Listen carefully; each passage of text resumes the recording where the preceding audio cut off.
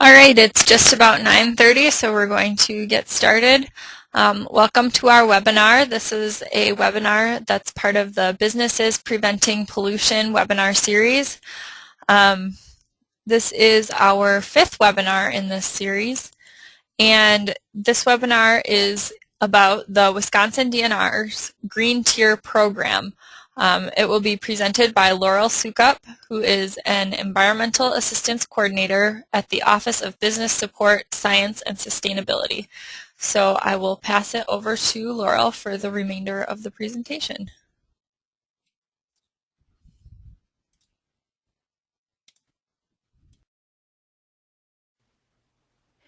Thank you, and I really appreciate the opportunity to participate and having been invited to present on the Green Tier program. So actually what I'm going to do is I'm going to start our discussion today by showing you a little short video on Green Tier.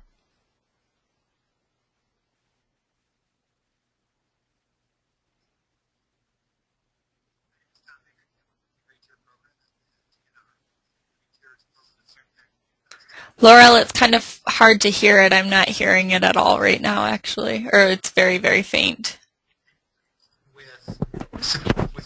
Does that help? A little bit, yeah. Historically, we wanted companies to get from where they were. That's much better. From a waste perspective up to what we deem to be a safe level, a compliance level. So all of our laws were put in place to get companies from where they were up to this level. There was never any thought to what we're going to do with companies once we got here or were above there. So Green Tier is really our solution, or the legislature's solution for the DNR, to engage with companies that are beyond compliance companies.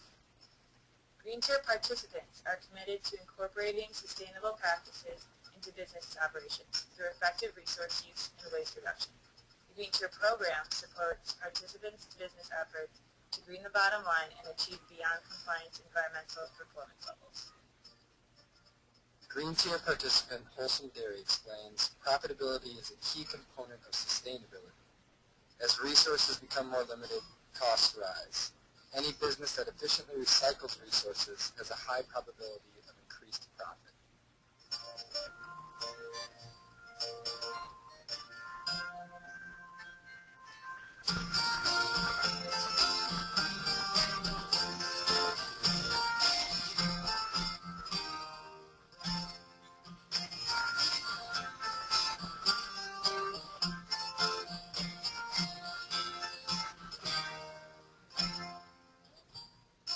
When small companies grow big enough to require permits from the DNR, they will already have in place technology and practices that will put them way beyond compliance mandates.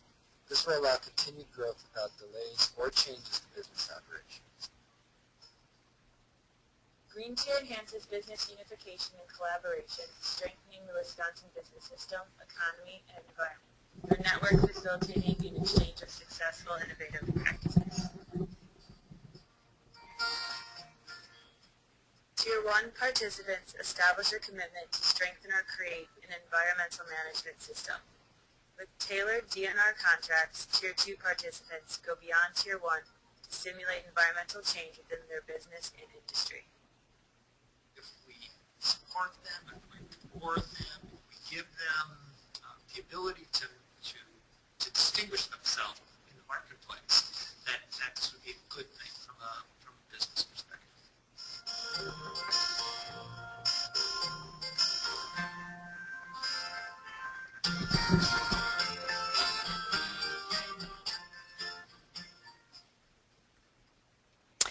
All right, and that was a little bit of an abrupt ending to the video, but I wanted to make sure that we just got started. I think that gave you a good sense of what we're going to be talking about today. And the Green Tier program definitely is. It's a program for industry and community leaders that want to go beyond compliance. And the whole program is based around the premise that the DNR has had a hand in setting the bar for companies to strive for when they think about operating their business and their environmental compliance. Compliance has been the hurdle that everyone has shot and tried to attain, because when you're in compliance, you're a good business. And there's no dispute about that. But I think what we're all recognizing is that that's an artificial level that really has not inspired companies to think beyond that, or rewarded companies to think to go beyond that. And the marketplace is definitely demonstrating that going beyond compliance is very helpful oftentimes for your bottom line. So today what we're going to do is we're going to talk about green tier and why we do have it, what is the structure and the requirements, and then we're also going to talk about some examples. So we're going to jump straight in. Historically, I don't think it's a big surprise to anyone that the DNR is a regulatory agency, and we have for many, many years been in a command and control type of mode. It's been a sort of thou shall do whatever we tell you to type of relationship. And we really have always been, because we work with so many different types of businesses and communities, we have been in a one-size-fits-all mode. It doesn't matter if you're a big company or a good company or a bad company. We really tried to kind of force people to fit our own regulations, and that does not really lead to a collaborative type of relationship. And the bottom line is we had a relationship with companies saying you have to meet the law. And Green Tier said, you know, maybe that was an appropriate way to deal with our business community many, many years ago when they weren't nearly as sophisticated and had a good understanding of environmental regulations, but we are definitely in a new day and age. So the Green Tier program, you heard a little bit about it in the video, but really the core premise is that it's a voluntary program that strives to have a collaborative relationship with businesses. There's always the traditional relationship that businesses can have with our regulatory side of the agency, but these are for the people who recognize that doing a little bit more can be very good for the bottom line, and they feel that they want to have that recognition with the department for their efforts. We really concentrate on the outcomes and performance of a business rather than a check mark type of relationship of, yes, did you meet your air emissions this month, or did you definitely dispose of your waste properly. A lot of those things are just given in the relationship that compliance is something that you do, it's part of your business model, and you're ready to explore going beyond that. And when we talk about moving beyond compliance, the tool that we encourage through the Green Tier program is an environmental management system, so a systems approach to managing your environmental footprint. And many of you are likely very familiar with the idea of systemizing your approach to maybe manufacturing or any other types of approaches to your business. And some of you may even be familiar with the ISO standards. If you're in manufacturing, you definitely know about ISO 9000, and our program is based off of a ISO standard, ISO 14000. Now, the environmental management system that we ask for in the Green Tier program does not need the official certification, the ISO 14000 certification, but if you look at the model that we suggest, it's very, very similar to that structure because it's a very sound structure, and it also makes it easy for people who perhaps based upon business needs, maybe import-export requirements, would make it very easy for them to move from a Green Tier EMS into an ISO 14000 certification process. We certainly did not require it because it is expensive to go for that certification. And we require that participants commit to beyond compliance and superior performance. And that's that's a topic that we'll talk about in just a few minutes. So, again, the system. I don't think that this graphic will look too unfamiliar to most of you. It really is just a PDCA cycle, plan, do, check, act. And when we talk about that, what does that really mean for addressing your environmental footprint? Well, it means that in the planning stage, what we ask you to do is establish a baseline and really hold the mirror up to yourself and decide where are we having impacts on the environment. We then ask you to say, well, let's plan on how we're going to start addressing those in the coming year and into the future. So it's saying we're going to take a close look at ourselves and then plan how we are going to continually improve. There's the do aspect of the circle, which is where you really start rolling up your sleeves and addressing the areas that you wanted to emphasize and that you identified in the planning area. This is also an area where you maintain and strengthen the infrastructure of this system to make sure that it's embedded in your culture of your company or your business or your community, to make sure that this is something living and not something that just gets put on the shelf. There's the monitoring aspect, the checking. Are we having the impacts that we anticipated we were going to have based upon what we set out to do? Are we seeing improvement? Because really the fundamental aspect of this program is, are you doing better today than you did when you first joined the program?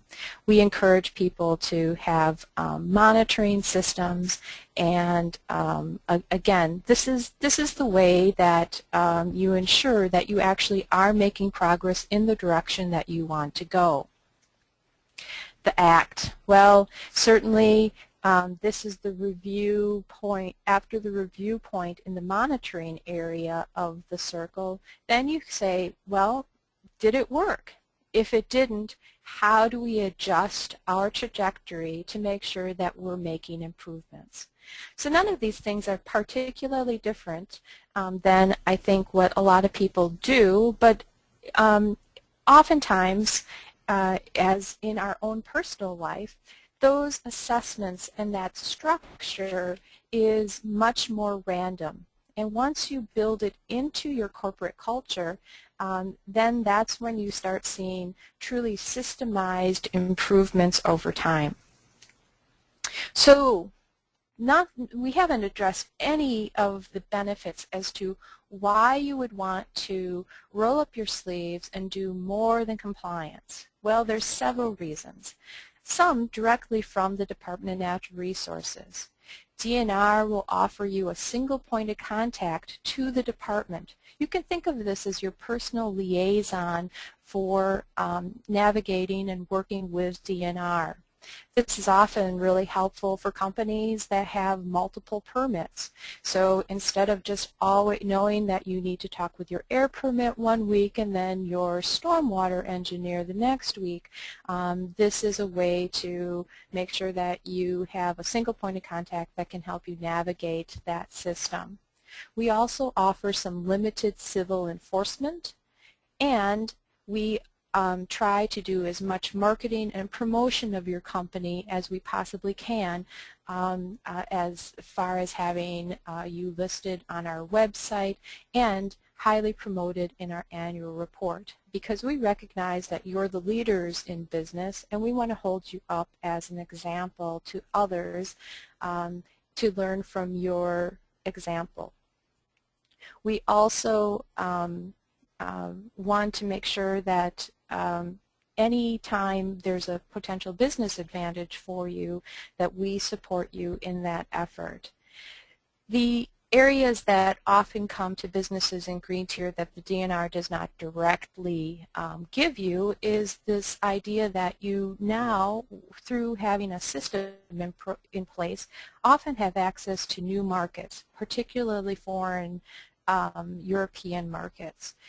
If you have ever contemplated expanding into the European arena, you will likely know that they have specific requirements for trade, and oftentimes that requires an ISO 14000 or an environmental management system to be in place at the company.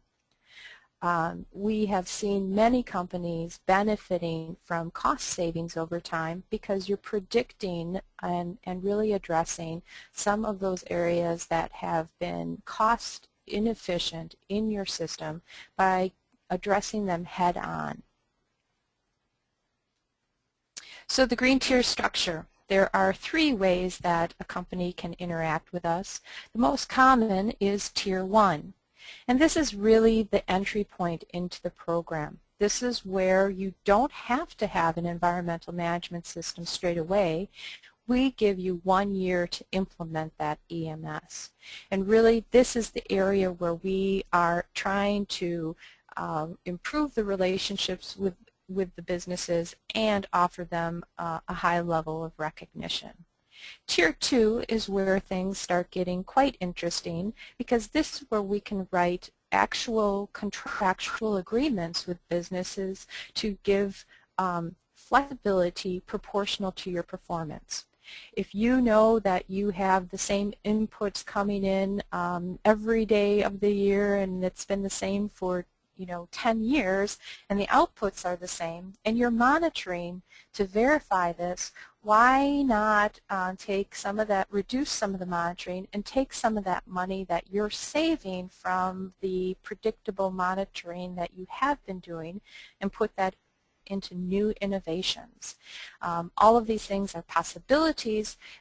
We just need to figure out a good contract to help you get to the point where you can see benefits for your business and the state can recognize better environmental performance. Charters are another option for collaboration through the Green Tier program, and oftentimes this involves multiple parties getting together around a single environmental issue. We have great examples across the state. The one that I particularly like highlighting is in the southern part of the state where we had a county, a city, and one of the largest home builders in the state really struggling with getting around stormwater control.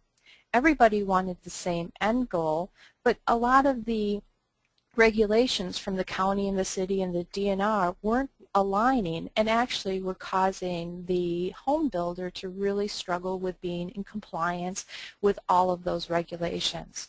The charter that was formed was able to sift and winnow through some of those regulations and really get to the outcome on the land, making sure that it was a high-performing system of stormwater control and making sure that we were really looking at the bottom line and not getting all tangled up in red tape. So earlier I alluded to that another part of the commitment to be in green tier is you have to have an environmental management system, but the other part is this idea of going beyond compliance. And that's kind of a term that is difficult to understand. Well, what does that mean? Well, when we talk about it, what we're hoping to encourage businesses to do, and this is flexible because we need to make sure that we're meeting the needs of the business and understanding the needs of the business as they also think of beyond compliance. But really what we're trying to encourage is folks to manage unregulated environmental risks. Can they do some mentoring when they're leaders with other companies in their industry, or maybe not even in their industry, but tackling some of the same issues? As a company, you may have done some amazing things with reducing your water footprint. Can you teach others some of those skills? How are you working on conserving energy? And are you really able to talk more about the benefits of organizing around environmental risks and going beyond compliance. So bottom line, we're all about making your business or community a more powerful force for environmental and economic good. This is a systems approach that really encourages businesses to think outside of what they've traditionally done and work with the department excuse me, to look to their next chapter and moving beyond the baseline of what has been required of them. I'm going to now switch screens so that you might get a little bit dizzy from this, but I also wanted to share with you some of the companies in the northern part of the state so you have a sense of some of the companies who have already joined Green Tier.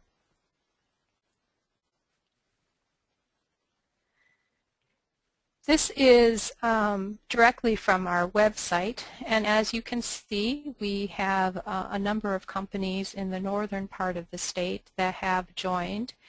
Rockwell Automation, Phillips Plastics, 3M, Cortex Spray Technologies, Flambeau River Papers, and Stressell Laboratory. I'm now going to scroll down, and because the northern region, as we define it, is a little bit of an arbitrary line, and I don't know who is all listening in today, but I thought I would drop down a little bit further on the map to show you the west central area, which actually covers a number of what I consider northern counties. And show you a few more names. We are excited to have folks like the Central Waters Brewing Company, the La Crosse County Landfill, and Metal Injection Molding. If you will notice from the lists, we have quite a diversity of businesses that have chosen to participate in Green Tier, and that's one of the interesting parts of the program, is that if you are interested in moving beyond compliance, we're interested in working with you. So it can be a manufacturer, it can be a brewer, it can be a dairy farm, or it could even be, we have some law firms and consulting firms. No matter what your business sector is, we are willing to work with you and help you move beyond compliance. So I'm going to stop there, and I can scroll down. There's a few more names on there: Toro, Red Eye Brewery.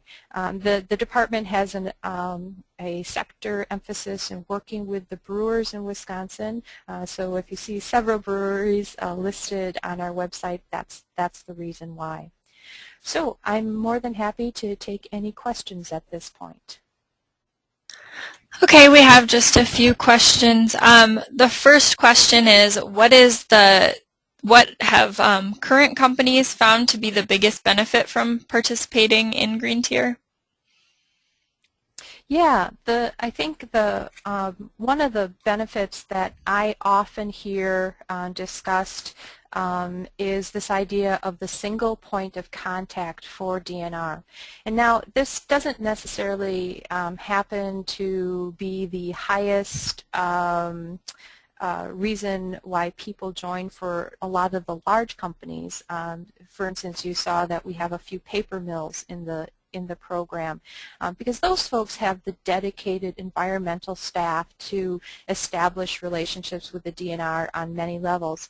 This tends to be a primary benefit for those that are small to medium-sized businesses that don't have dedicated staff exclusively looking at their environmental regulations. I know that the businesses where the CEO is also the CFO and the environmental manager, this can be very, very helpful because they don't have to always keep their finger on who within the DNR that they need to talk to.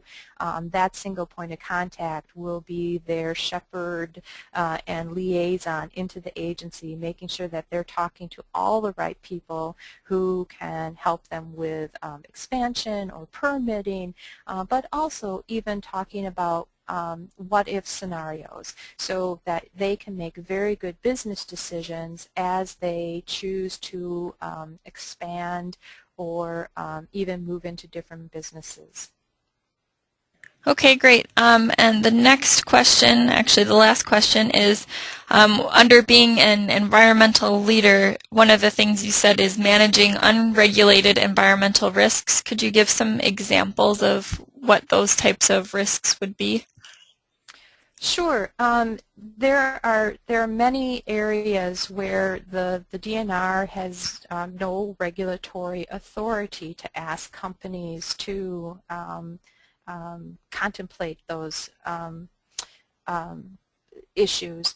You know, so right now the DNR has no rules per se to encourage a company to reduce their water consumption. And you can think about that as far as, you know, as a company makes a widget, and it often takes X amount of gallons per widget to produce. A company in green tier may say, you know, we know that it would be good for our bottom line to address our water usage and look at the volume of water that it takes to produce each of our widgets. And so that is that's sort of an example of an unregulated area that green tier would encourage and work with companies to address. Okay, great. I am going to switch it back over to my one last slide that just kind of tells about our next webinar, but thank you, Laurel. I'll switch it over right now.